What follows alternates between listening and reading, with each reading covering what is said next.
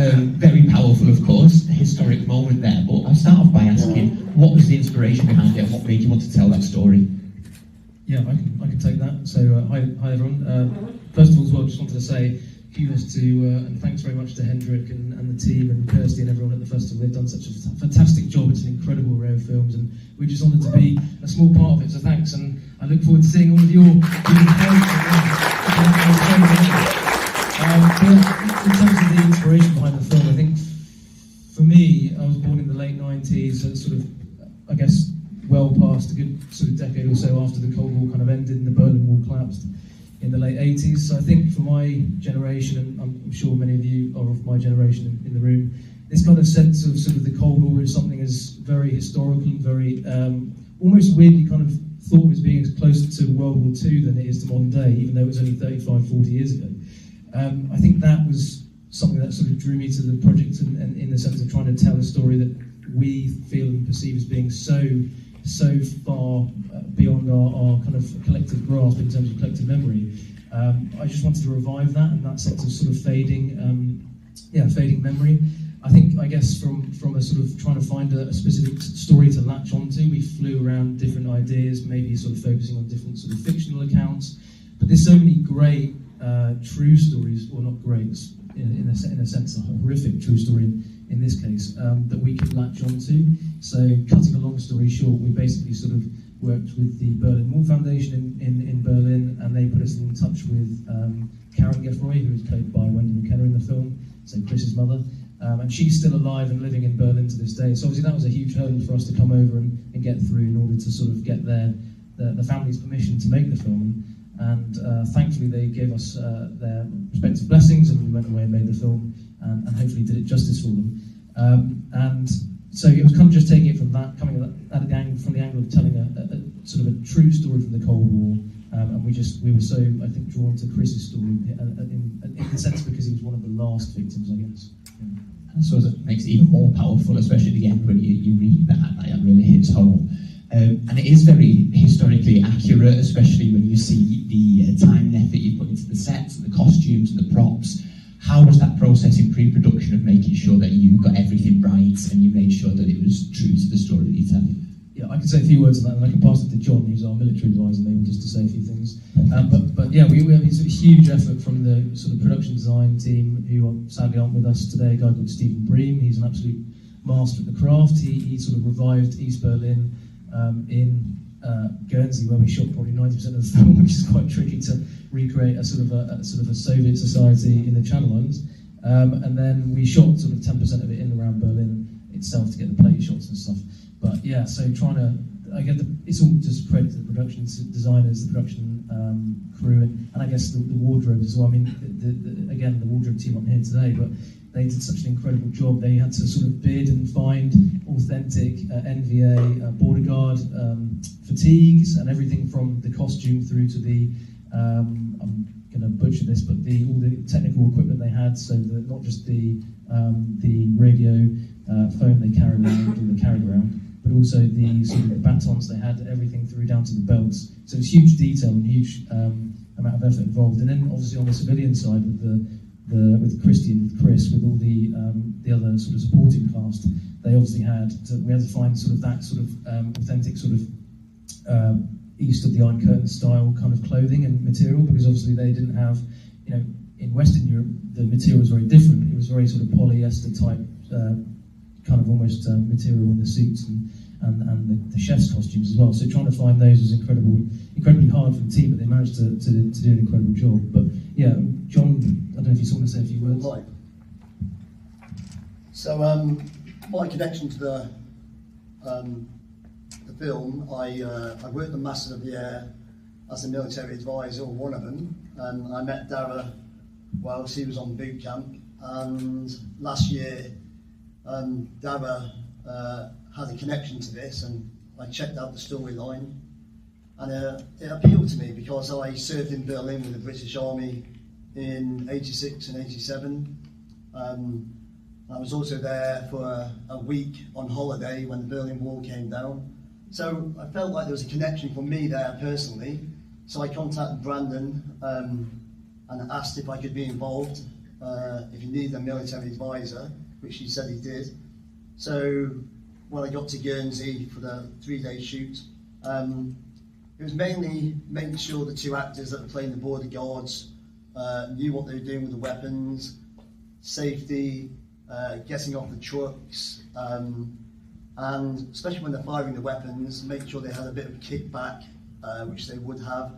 And also there was a scene where the border guards are in the barracks, and when they hear the siren go off and they dash out the barracks, one of the crew members shouted "Go, go, go" in a lower voice, and it didn't have that urgency to it. So I stepped forward and, in my army voice, being in the army for 10 years, and doing a few swear words, I got them to step up a notch, and it it's the little things like that that make a difference. So yeah, I think it was good show.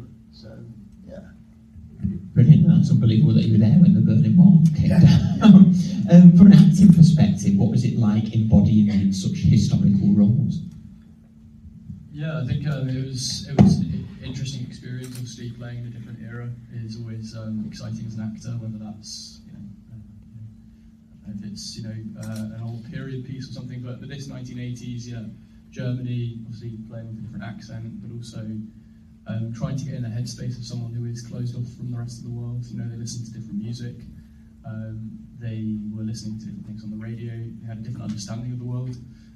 So yeah, it's difficult to try and cut off our experiences and understandings and to try and get into their headspace. So in preparation, I did a bit of listening to. They had quite an interesting East German techno kind of scene at the time, versioning and stuff like that. So I tried to listen to those kind of things just to get myself into into it and experience what they would have been experiencing. But also, it's not too dissimilar. He obviously wanted to be an actor, Chris. Yeah, I could relate to that. Coming from an island, the idea of trying to go off somewhere bigger, but you could never really get into the real headspace of this authoritarian regime, and that he really didn't have a lot of freedoms. So there's a lot of historical research and a lot of reading into different materials, watching other films from that era as well. Yeah, it was really good fun to play in that. To play in that particular period of history is rare, and I think to play a real character from history. It's the first time I've done that before, and there's not a lot on him, unfortunately, because the tragedy is, I suppose, he was made famous by the incident itself, and so there wasn't a lot to draw from. But yeah, the limited amount of material there is out there of him, you could try and paint a picture of what he was going through, which was itself a bit tough to experience. Yeah, it's an interesting thing doing these memoriam things, because there's a very serious subject matter that we have to consider whilst we're doing it. Having said that, Chris Gueffroy and Chris Gaudian went through something that I will never ever be able to understand in my entire life. So they're suffering. I can't pretend as though it's something I can study and take on and be like, oh, we're doing this in the right way. But I can follow their aspiration, which is the things that they wanted to do with themselves. And this is the thing that we are able to do when we make these films. We're incredibly lucky, we're so unbelievably privileged to have the facility and the ability to do this for a living, to make films and tell stories. And so in that respect, I just look for the things within me that make me so happy to do the things that we do, and just remember those things in their martyrdom, rather than living within their suffering. That would be an insult for me to try and pretend that I could achieve anyway. Do you know? Yeah, thanks guys. Let's open it up to the audience. Does anyone have any questions?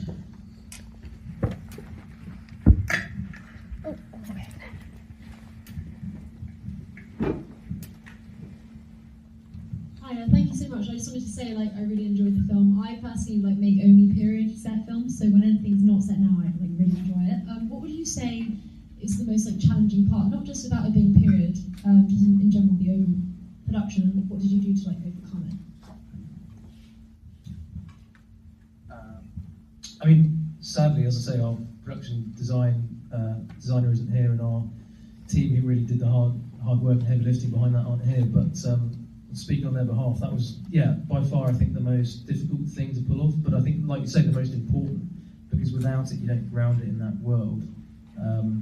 So I think it's a funny thing, because I think because we're trying to, in this sense, trying to latch onto something that we, to speak to and build on to what the guys have said already, trying to rebuild a world that we've never existed in or we have no understanding of, because the East of the Iron Curtain was a very different society. The social norms, the cultural differences were quite stark, really. So trying to sort of bring that into the fold and make it a period piece was tricky, because I think our danger was we sort of try and go for sort of 1980s in and of itself, and sort of having try and build on the sort of, I guess, the British image of that, or even the West German or Western European version of that. So trying to sort of, I guess, the difficulty of reading was trying to bring it into that sort of given that Eastern flair, or that sort of Eastern European / Central European flair, but with the sort of Soviet sort of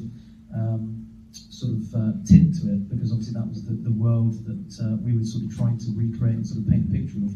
So I think, it had that sort of double-edged sword of trying to make it a period piece that we understand as, in terms of, I guess, a Western understanding of 1980s, but then obviously trying to bring in that sort of Central Eastern European understanding with the sort of the Soviet sort of angle, I guess. Yeah, it was tricky, but I think the team did an absolutely fantastic job. Any other questions?